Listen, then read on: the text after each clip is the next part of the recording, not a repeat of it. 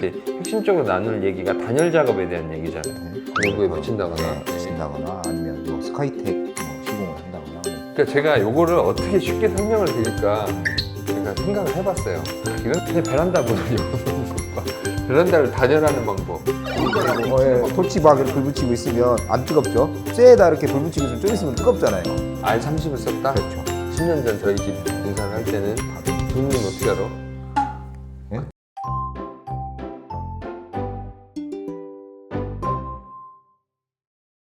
그럼요. 오늘은 단열에 대한 이야기를 좀 하려고 합니다. 가장 관심이 많은 쪽이 기술적인 부분에 있어서 단열에 대한 부분인 것 같아요. 단열의 정의가 뭐예요? 단열의 정의. 저는 조사를 했어요. 조사를 했다고요? 네, 조사를 했어요. 물체와 물체 사이에 열이 서로 통하지 않도록 막는 행위를 단열이라고 한다고 해요. 열교 현상이 일어나지 않도록 하는 게 그렇죠. 맞잖아요. 간단하게 얘기하면 열교 현상이 물체와 물체 사이에 일어나지 않도록 하는 거죠. 근데 저는 이제 저희는 공간에 대한 단열을 하는 거잖아요. 저희는 네. 그래서 내부와 외부 공간의 열이 서로 통하지 않도록 막음. 이거를 이제 저희가 필요로 하는 단열이라고 생각을 해요. 네. 물체와 물체 사이가 아니라 네. 외부 공간과 내부 공간. 네. 네, 열이 통하지 않도록 막는 작업, 행위죠. 그거를 이제 단열 작업이라고 네. 하는 거죠. 오늘 이제 핵심적으로 나눌 얘기가 단열 작업에 대한 얘기잖아요. 네. 저희가 기본적으로 제공을 하는 게 뭐가 있죠? 거기에 따른 옵션과 그걸 말씀을 해주시면 좋을 것 같아요. 근데 중부 1지역과 2지역은 좀 이렇게 나눠서 견적이 들어가죠. 네. 목조주택일 경우에 벽을 뭘로 하죠? 뭐 투바이 6로 하죠. 벽체 두께는 투바이 6로 하고 거기를 채우는 단열재는 단열재는 R23을 사용을 하고요. 예, 중부 2지역은 R23만으로도 충분히 충족을 하죠. 네, 그 단열 기준을 충족을 한다. 네. R23 인슐레이션이 네. 첫 번째 제한 사항이다. 그렇죠. 그러면 이걸 제한하는 건 얘가 가격이 제일 저렴하고 합리적이기 때문이겠네요. 결국 열 효율값에 충족하는 제품이고 결국 소비자한테도 합리적으로 다가갈 수 있는 제품이라고. 금액적으로도 네. 비용적으로도. 네. 그럼 이거보다 조금 더 좋은 게 연질폼인가요? 네, 연질폼이다. 근데 등급이 올라가는 건 아니던데. 네, 열 효율값이나 뭐 이런 게 올라가는 건 아닌 걸로 알고 있고요. 네. 네. 근데 대신에 이제 기밀이나 이런 것들이 조금 더 좋아질 수는 있다고 해요. 그러니까 이게 수치적으로 뭐 등급이 올라간다는 그렇진 않지만 실제로 해보면 체감되는 거나 기밀도나 이런 것들이 더 좋게 느껴진다. 네네네. 그러니까 가격이 조금 비싸더라도 이걸 하는 것도 나쁘진 않다. 네, 나쁘진 않다고 네. 보고 있습니다. 근데 권리버는 잘 안 하잖아요. 안 하는 게 아니고 결국 소비자분들의 선택에 좀 맡기기도 하죠. 한 40평 정도 기준으로 봤을 때 300에서 한 500 정도 차이가 그 발생을 정도, 하죠. 네, 네. 금액은 발생하는 것 같아요. 뭐 이거는 뭐 집마다 외장 면적이 평수에 따라 좀 다를 수가 있는 거라 정확히 말씀을 못 드리는 점은 양해를 좀 부탁드릴게요. 뭐 단열 기준을 꼭 지켜야 되는 겁니까? 이렇게 물어보시는 분들도 있거든요. 네. 지켜야 되는 거예요? 지켜야 되죠. 양심적으로? 법적인 상황이잖아요. 그러면 이제 중부 1지역에는 R23으로는 단열값을 충족을 못 한다면서요? 네네. 그러면 충족하려면 여기다 뭘 더해줘야 돼요? 뭐 비드법 보온판을 뭐 더 외부에 이제 단열을 외부에 더, 붙인다거나, 예, 붙인다거나 아니면 뭐 스카이텍 뭐 시공을 한다거나 뭐 그런 걸 좀 더 보강을 해줘야죠. 그러니까 그렇게 좀 외단열이든 뭐 내단열을 더 추가하든 해야지만 중부 1지역에 해당하는 기준이 충족이 된다는 네네네. 말씀이신 거죠. 그렇죠. 그러면 소비자가 고민해야 되는 사항은 내단열을 연질폼으로 할 거냐, 네. 인슐레이션으로 할 거냐, 요거와 네. 중부 1지역에 해당하시는 분은 외단열을 스카이텍으로 할 것이냐, 네. 뭐 쉬운 말로 스티로폼을 붙일 것이냐, 네. 그 차이네요. 그렇죠. 네. 그럼 저희가 좀 추천드리는 사항은 뭐예요? 그냥 벽돌 시공을 기준으로 그냥. 그렇다면 말씀을- 스카이텍을 추천을 하죠. 그 스카이텍 그 외단열의 인슐레이션. 네. 그리고 또 하나가 단열에 좀 연관성이 있는 얘기가 좀 웜루프와 콜드루프에 대해서 좀 얘기해 주세요. 그러니까 제가 요거를 어떻게 쉽게 설명을 드릴까 제가 생각을 해봤어요. 이런 생각 진짜 나는 많이 하는 것 같아. 그래요? 쉽게 베란다가 추워. 결국 결로 현상으로 인한 2차 곰팡이 피해가 생기는 상황이라고 설정을 해보자고요. 그래서 이걸 해결할 수 있는 방법은 두 가지예요. 하나는 베란다를 춥게 만들어서 온도차가 생기지 않게 하는 거예요. 밖에가 영하 10도씩 떨어지고 이러니까 여기도 한 영하 5도 정도로 떨어뜨리는 거지. 네. 예. 문을 막 열어놓는다거나 뭐 이렇게 네. 해서 네, 우선 네. 이게 콜드루프의 방식이에요. 실내 공간과 실외 공간이 맞닿는 그 공간에 단열을 하고 지붕층의 공간은 외기가 어느 정도 들어오게 해서 중간 온도로 만들어주는 거죠. 그렇게 해서 공기가 통하게 만들어서 이제 결로 현상이 발생하지 않는 온도차로 만들어주는 겁니다. 이게 콜드루프의 아주 기본적인 개념 방식이에요. 이거 조금 말도 안 된다고 하시는 분들도 있을 수 있을 것 같아. 피디님 이해하셨어요? 이분이 이해. 확실히 하신 거예요? 또 하나는 웜루프. 네. 웜루프는 간단합니다. 그 벽이 추워지지 않도록 단열을 하면 돼요. 온도차가 발생하지 않게. 그러니까 또 하나의 방법이 있는데 습기를 다 태워버리는 거야. 결로 현상이 안 생기게. 근데 그건 현실적으로 불가능하니까 그걸 제외하면 이 정도의 단열을 하면 실내와 실외가 온도차가 발생할 일이 없다라고 완벽하게 하는 게 사실 웜루프죠. 간단하게 얘기하면. 그러니까 복잡하게 막 어떤 막 공학적 원리, 물리적 원리를 생각하고 하시는 분들이 있는데 그냥 베란다 문을 열어놓는 것과 베란다를 단열하는 방법 이겁니다. 그러면 웜루프가 좋은 거 아니야? 이렇게 생각하시는데 비용이 훨씬 더 많이 들어갑니다. 걔가 효율적으로 더 좋은 건 웜루프가 맞지만 그렇게 하면 훨씬 더 많은 단열 비용이 들어가는 거에 대한 대비 효과라고 해야 될까요? 그거는 생각을 하셔야 되는 거죠.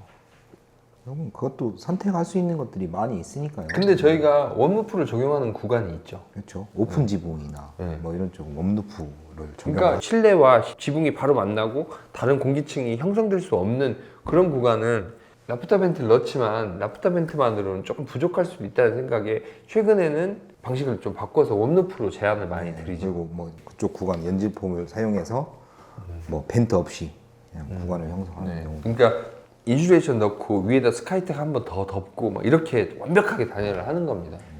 근데 단열이라는 게 시간이 지나고 나서 검증하는 거기 때문에 저희도 이제 오랜 시간의 이 데이터와 이걸 가지고 사실 말씀을 드리는 겁니다. 근데 그게 또 완벽하지 않죠. 저희도 100년, 200년 한 게 아니고 이제 20년 가까이 정도밖에 안 됐기 때문에 그 데이터가 충분할 수는 없습니다. 그 과정에 저희가 또 시행착오 과정도 있었고 잘못 해석하는 부분도 있을 수 있기 때문에 그 정도는 참고하면서 들으시면 좋을 것 같아요. 콘크리트 스틸하우스에 비해 목조유택이 가지는 단열 측면의 장점. 목조유택은 단열이 잘 된다는 거 좀 상식적으로 알고 계시더라고. 웬만한 요즘 다 알고 계세요. 왜? 토치 막 이렇게 불 붙이고 있으면 안 뜨겁죠? 쇠에다 이렇게 불 붙이고 있으면 좀 있으면 뜨겁잖아요. 그런 원리라고 보시면 됩니다. 협력개비가 나무로 되어 있잖아요. 여기 불이 붙어 있단 말이에요. 여기까지 끝에 불이 올 때까지도 손으로 잡고 있어도 안 뜨거운 게 나무예요. 그만큼 열을 단절시키는 기능을 굉장히 잘하는 게 나무가 가지고 있는 아주 순수 기능인 거지. 콘크리트는 그런 기능이 전혀 없어. 그러니까 완벽하게 차단하지 않으면 이 골조에 문제가 생겼을 때 좀 결로 현상이나 이런 거에 노출될 수 있는 단점이 좀 많죠. 네. 뭐 스틸하우스도 합판을 쓰긴 하지만 콘크리트 같은 경우 합판조차도 없죠.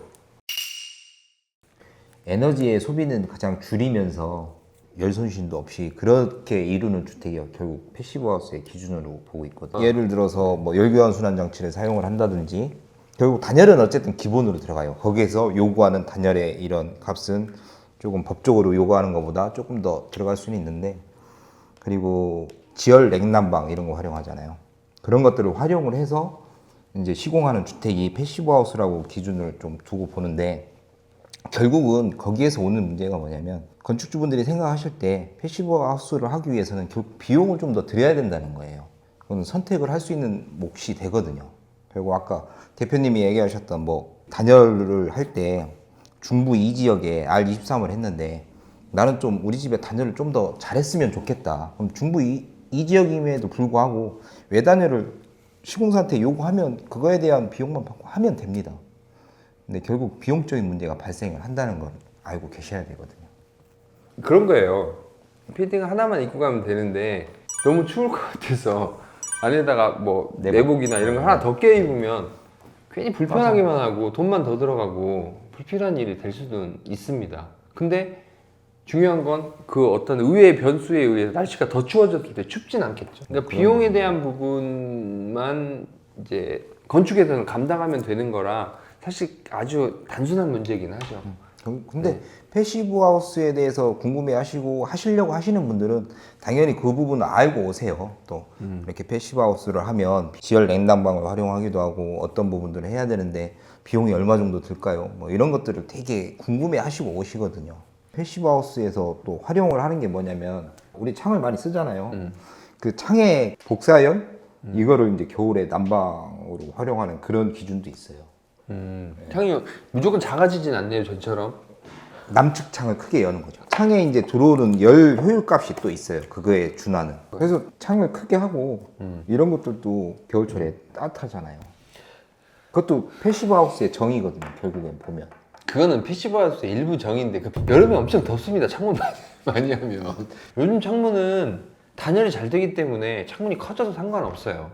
패시브하우스에도 적용할 수 있는 이유는 그런 거고, 추가적으로 창문이 커져도 낮에 햇빛이 있으면 복사열이 들어오기 때문에 좀 더 유리한 부분을 강조하는 것 뿐인 것 같아. 나는 거기에 너무 현혹되면 안 된다고. 열 투과열에 또 기준이 있어요.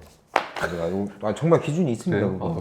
목조주택도 패시브하우스로 가야 되는데, 인증을 받아야 되는데, 그런 고민거리에 해당 사항이 아니에요. 어떻게 하면 더 튼튼하게 지을까, 어떻게 하면 더 예쁘게 지을까, 이런 쪽으로는 고민을 하는데, 콘크리트는 더 튼튼하게 할까, 이런 고민 잘 안 하잖아요. 하나? 뭐 이렇게 뭐 바이브레다 잘 치고 이런 정도는 하겠지만, 첫 번째 고민 대상은 얘들은 단열이지 더 튼튼하게 해야 된다라는 거는 콘크리트의 고민거리는 아닐 것 같아요.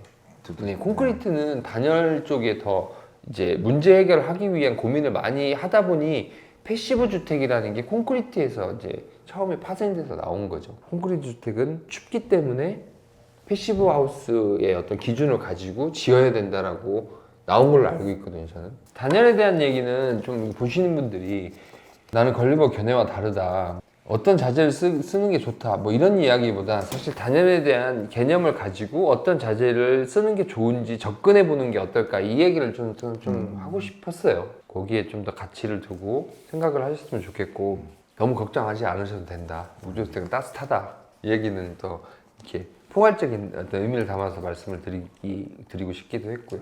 근데 저는 단열을 건축주가 해달라고 특별히 요청하지 않는 한 추가로 말씀드리지 않거든요. 기본적으로 잘 되니까. 근데 건축주가 원하면 추가 비용을 들여서 하시기를 원하면 하죠, 그렇게. 네. 저희 집은 R19로 제가 외벽을 단열을 했다고 말씀을 드렸잖아요. 네. 좀 나등급이 R21이고요. 가등급이 R23입니다. 네. 지붕은 R30 했어요. 저희 집 지붕? 네. 지붕은 또 좋은 걸로 했네. 아니죠. 30도 그때 당시엔 다등급이었잖아요. 우리가. 이렇게 다등급 R30을 썼다? 그렇죠. 10년 전 저희 집 공사를 할 때는. 다등급. 부모님 어떻게 알아? 그때 공사를 했죠. 네. 그걸 기억하고 있다는 대단하네. 네. 기본적인 단열 규정만 지켜서 해도 충분하다. 다만 기밀에 충실하다면, 네, 그 말씀을 드리고 싶습니다. 정리가 잘 됐나요? 네. 네. 여기까지 하도록 하겠습니다. 감사합니다.